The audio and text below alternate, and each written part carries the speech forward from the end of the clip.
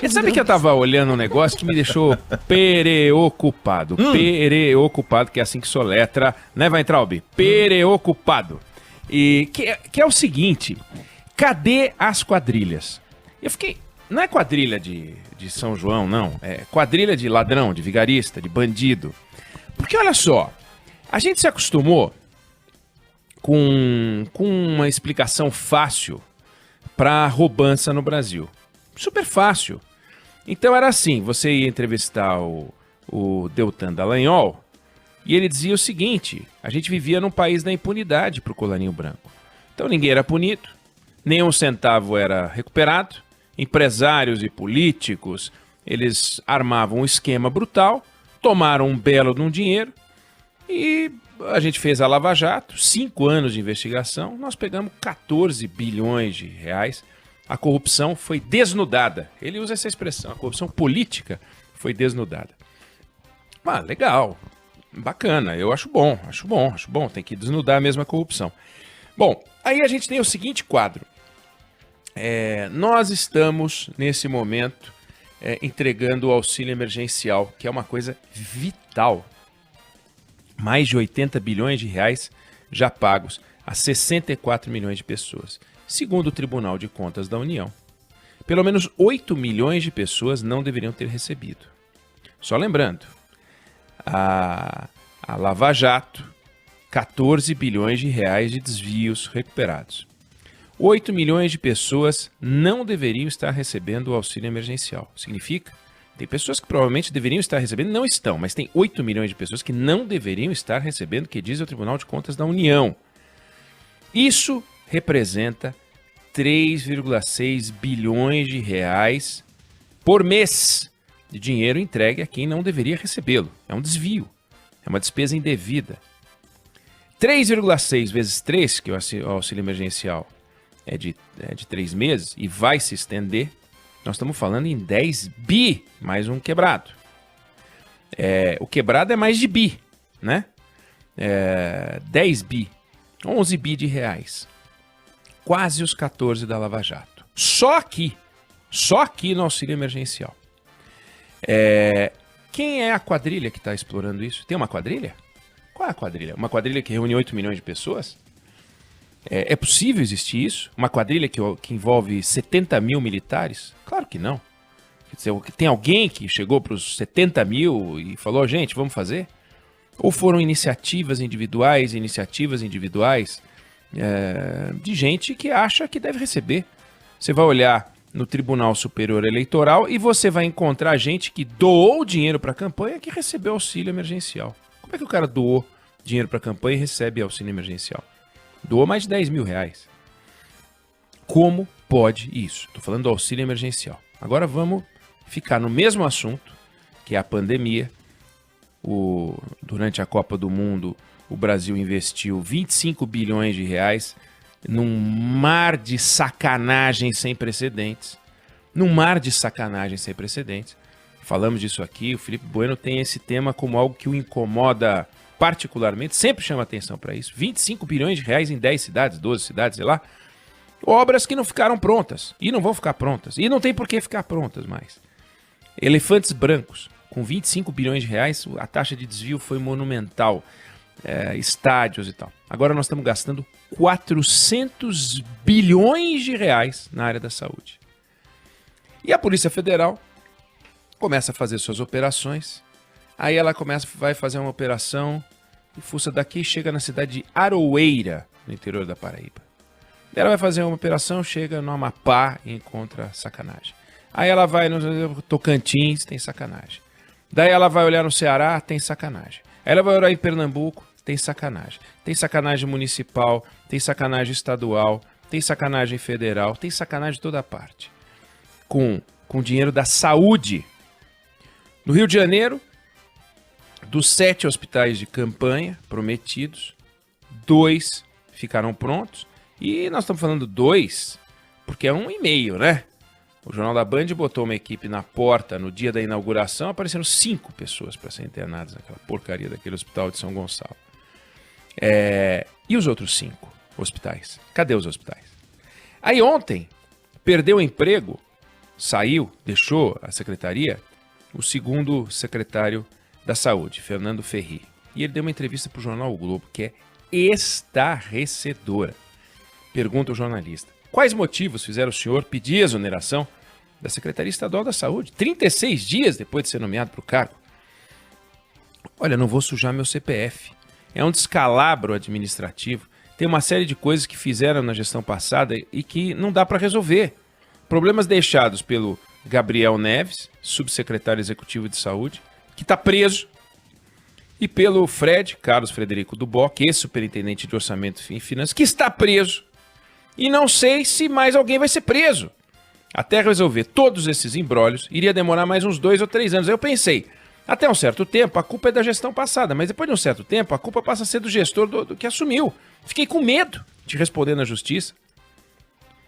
Aí pergunta o jornalista: pode exemplificar a série de coisas impossível de ser solucionada no momento? Ele fala que são contratos com organizações sociais que venceram e o governo não pagou. Aí ele foi falar com a procuradoria se poderia pagar, e aí falaram: é improbidade administrativa pagar. Aí fui falar com o Ministério Público, disse que isso é uma decisão do secretário. Eu disse: vem cá, e aí? Aí ele vai contando que falta equipamento, que falta respirador, que falta remédio.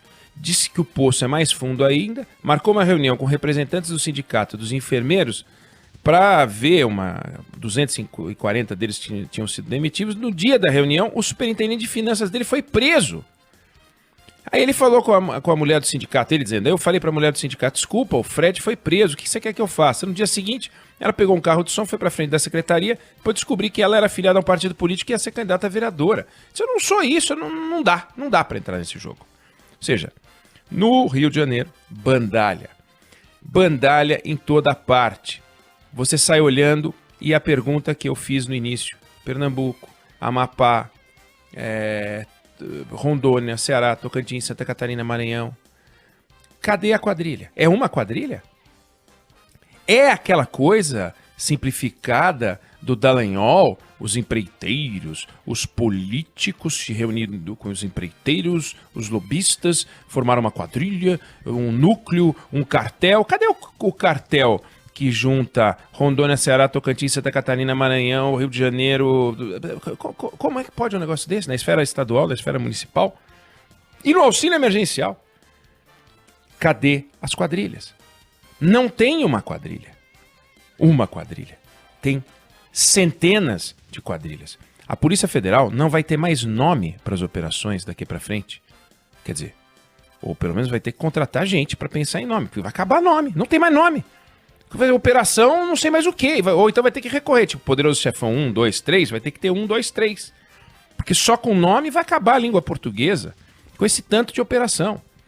Quantos agentes a Polícia Federal tem que ter para fiscalizar?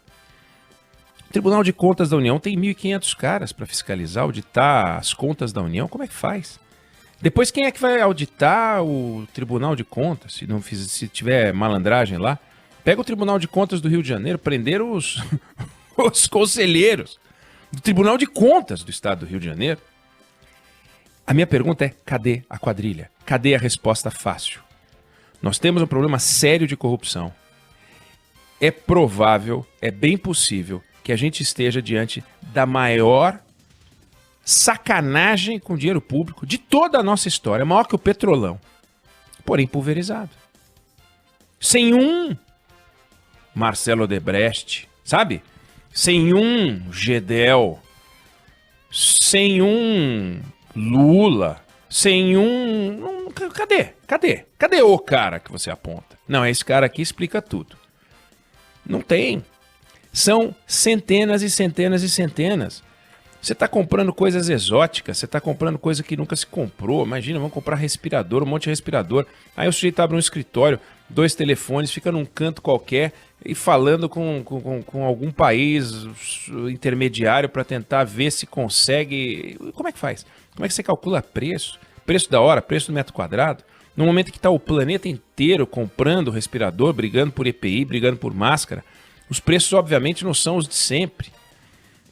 Mas nós estamos conseguindo fazer sacanagem aonde está o dinheiro.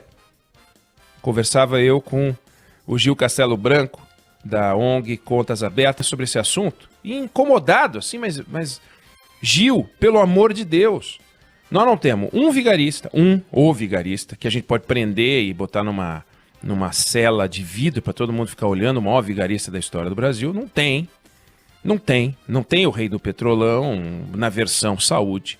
É uma montoeira de gente, 8 milhões de pessoas no auxílio emergencial. E isso é um problema sério. O corrupto, ele se movimenta por estímulo e medo de punição. Cadê o medo de punição? Então a explicação do Dallagnol, nós tínhamos um país que era impune para os vigaristas do colarinho branco, e agora? Cadê? Como é que você combate como é que está acontecendo com essas pessoas? Cada pena um pavão, cada enxadada uma minhoca, a Polícia Federal se desdobrando. Como é que a Polícia Federal vai dar conta disso? Não dá. Aonde a Polícia Federal vai, não tem como ela resolver esse problema. Só na base da Polícia Federal tem que ter. A Polícia Federal está fazendo um trabalho magnífico, mas como que a Polícia Federal vai dar conta disso tudo? Então, nós temos um problema educacional gravíssimo, como tudo, diga-se de passagem, passa pelo problema educacional, e nós temos que ter um sistema punitivo que está mal montado. É fácil demais roubar. Antes, a gente falava que o problema do Brasil era a burocracia para comprar. E mesmo assim roubavam com a 8666, a lei das licitações. Aí disseram, temos que confiar mais, né? Tem que flexibilizar. E flexibiliza, os caras roubam também. E quando eu digo os caras, eu não sei nem de quem eu tô falando. Porque eu não sei quem é o picareta. O que eu sei é a Polícia Federal está encontrando um monte de sacanagem. O Ministério Público está encontrando um monte de sacanagem. E você vê os preços, você fala, não é possível ter um monte de sacanagem. As histórias de Santa Catarina são vergonhosas, mas também não é só lá. De forma que nós temos um problema que talvez seja maior do que a Lava Jato. Se dos 400 bi tiver 10% de sacanagem, dá 3,5 Lava Jato. Se tiver 3% de sacanagem, que era a taxa de propina da Lava Jato, que se dizia, vai dar uma Lava Jato. Uma Lava Jato na Covid-19. Em 3 meses, gente. Não uma Lava Jato de uma vida. A Lava Jato começa em 2006, vai acabar em 2014, que eles começam a investigar. 8 anos de corrupa, 14 bi, estimados pela turma do Dallagnol. Em 3 meses nós estamos desviando 3% de 400, 12 bi, mais os 10 bi do auxílio emergencial. Me explica isso. Então tem um negócio que a gente tem que olhar com vergonha, porque os 8 milhões de pessoas que estão pegando auxílio emergencial são pessoas como nós. Não é que são marginais de grandes quadrilhas, não, são pessoas que resolveram preencher um cadastro e tomar uma grana, que não tem direito de tomar. Mas eu pago meus impostos, não recebo nada do Estado. Bom, mas você tem direito de receber R$600? Se tem, vai em frente, aí você não vai fazer parte da lista dos 8 milhões. Mas essa estimativa, que também é uma estimativa, vamos lá. Mas será que todo mundo que está pedindo merece receber? Será que um doador de campanha que deu R$10 mil para campanhas eleitorais tem direito de receber R$600 por mês, tomando dinheiro de quem deveria estar recebendo? Então, para pensar, nós vamos voltar nisso, temos que voltar nisso, mas pode estar havendo uma outra Lava Jato, sem uma grande quadrilha por trás. E a gente terá conseguido no Brasil, inventar a corrupção num novo patamar, absolutamente pulverizada. E é assustador. Eu não sei o que pensam os dirigentes da Polícia Federal quando enxergam uma coisa dessa, o que pensam os integrantes do Tribunal de Contas da União e que solução a gente pode dar. Eu não sei o que pensam os deputados e senadores, mas está aí um debate que aqui na Band News FM a gente vai conduzir, vai conversar, vai entrevistar especialistas, e não especialistas em corrupção propriamente, mas especialistas que possam nos ensinar o seguinte, o que dá para fazer para elevar o nível dessa discussão. Porque se a gente conseguiu inventar corrupção sem quadrilha, olha, nós estamos entrando numa roça que não está fácil.